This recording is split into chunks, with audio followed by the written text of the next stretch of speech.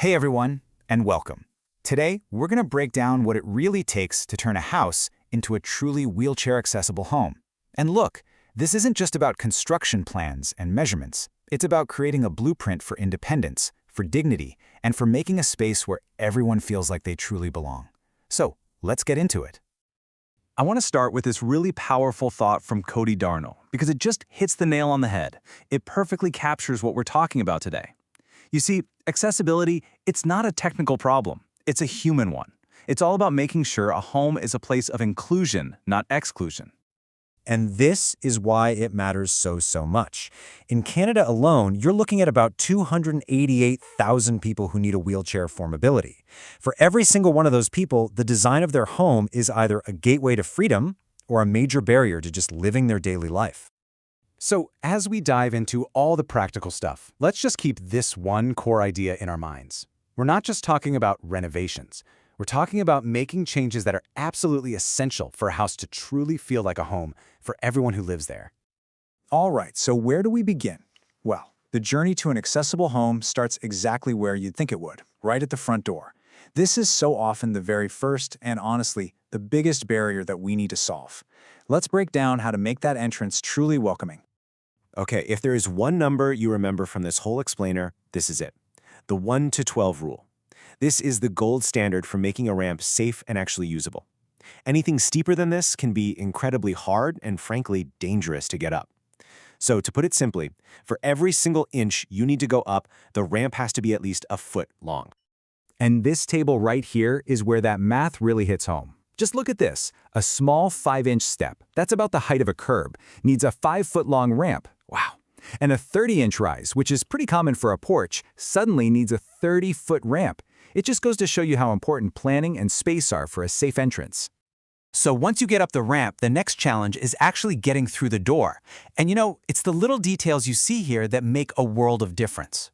An accessible doorway isn't just about being wider, though you definitely want that 36 inches or more. It's also about having a super low threshold that's easy to roll over and using lever handles instead of knobs, because they are way easier to use from a seated position. And here's the good news. Not every solution has to be a massive, expensive renovation. Sometimes, a few clever fixes can make a huge impact right away.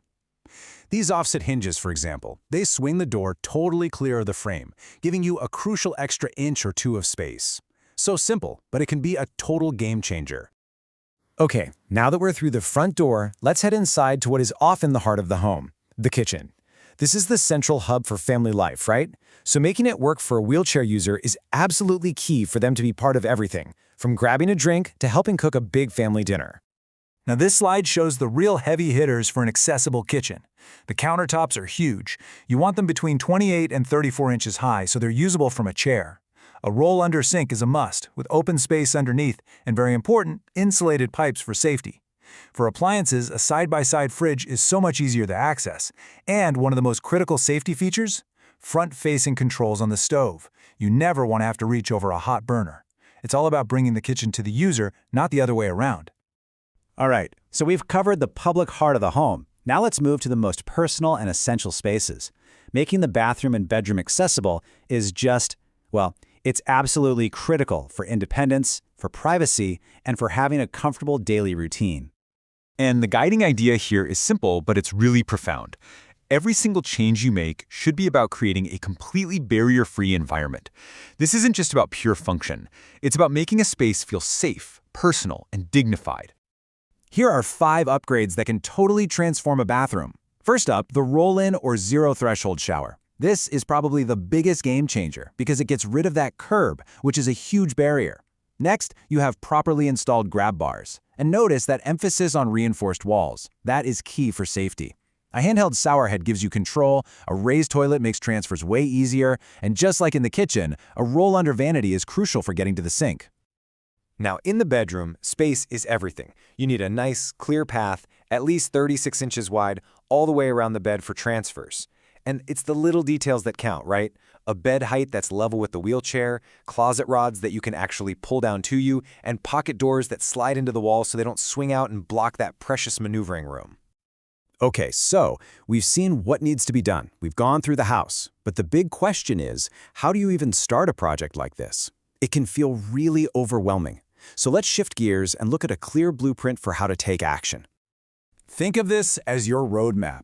Step 1 always starts with a personal assessment, because everyone's needs are different. Then, bring in the pros. Occupational therapists are amazing resources. Next, you set your priorities.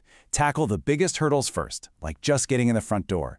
And finally, you know the old saying, measure twice, cut once. Review every single detail before any work actually begins. As we start to wrap up all the practical advice, this quote really brings us back to the why. Whether you're doing this for a parent, a partner, a child, or even for yourself, this whole process is, at its heart, an act of care. It's about creating a nurturing home that truly honors the person who lives there. You know, all of this really brings up a much bigger question, doesn't it? We've just spent all this time talking about how to fix existing homes, but what if we just embraced universal design? What if we built all our homes to be accessible for everyone right from the start? What would that world look like? It's definitely something to think about. Thanks so much for joining me.